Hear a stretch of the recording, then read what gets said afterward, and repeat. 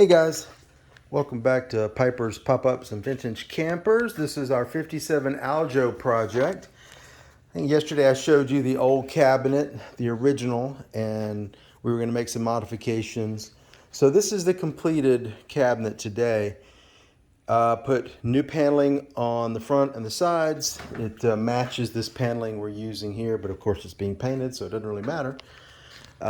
This is the original 60-year-old plywood.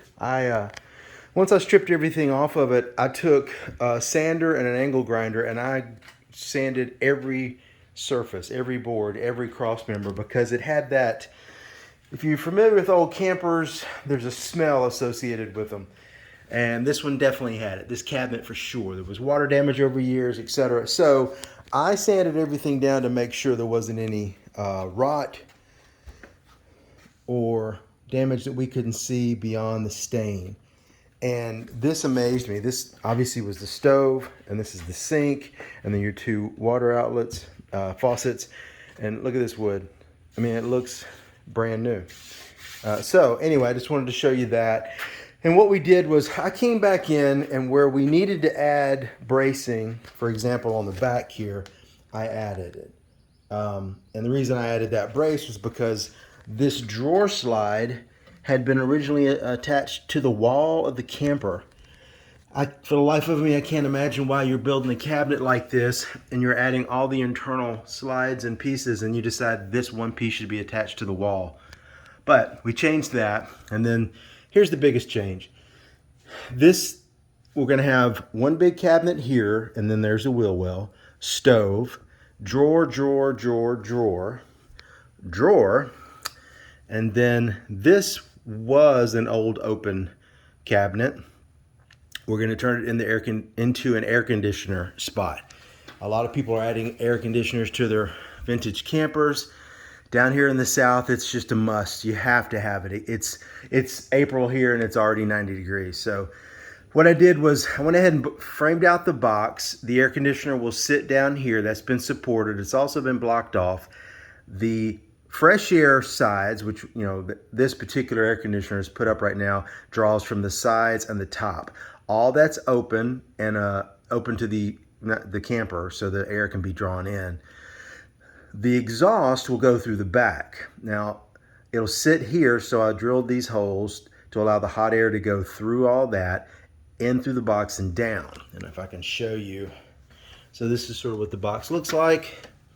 There's the top, it's all enclosed. And then it'll vent down. And you can see if I tilt this up, there's light there. That's where the bottom of the camper will be.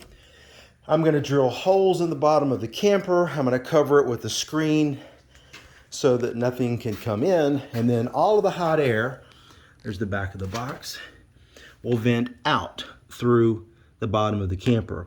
I closed off the back opening here. All this is closed. So, I mean, it doesn't have to be airtight, but it has to kind of help direct the airflow. So we're going to go back with very simple drawer fronts like they had here. This was sort of a double weird cabinet door with a slide drawer. We're going to leave this as one big open storage space because you always need storage in a camper.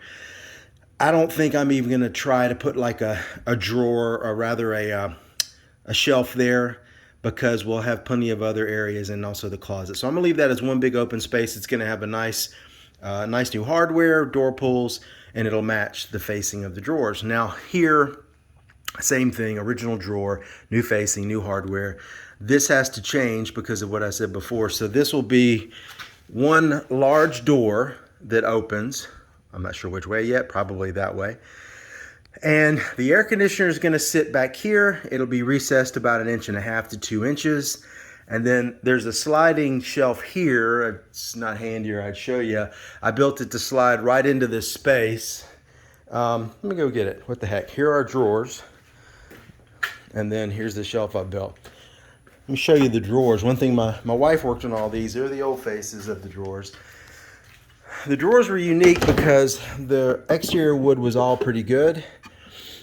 She sanded it down so you can kind of see. Still looks good. You can tell they didn't worry about the quality of the wood they used for the drawers. But the bottoms were all really discolored. They'd gotten wet.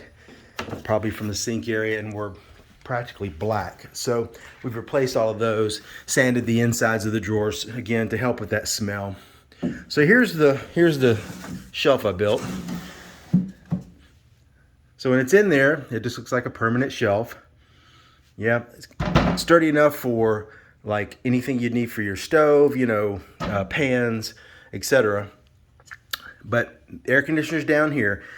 Air conditioner's only 15 by 13 by 13. It's very small, and it doesn't need to be any larger because this is such a small camper.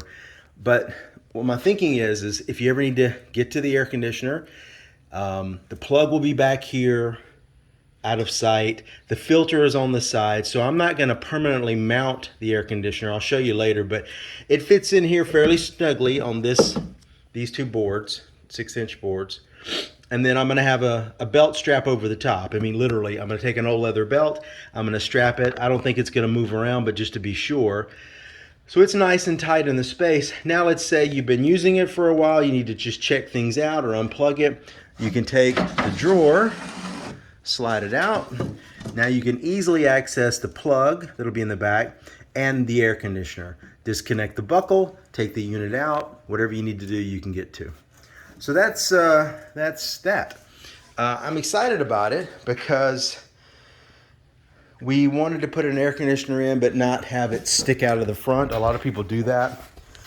For one thing, you can't find a vintage looking air conditioner. So if you go to all the trouble to make the unit look as original as possible and then stick a brand new air conditioner in the cabinet, it just isn't appealing to me. So I bought the least expensive air conditioner I could find, and I'm going to hide it behind a door. You'll see when I'm done. This door will have one of those Union Jack metal mesh screens on it, and that way it can just be opened, access. When it's closed, lots of airflow, no restrictions, and it'll look vintage because that screen has that vintage look to it.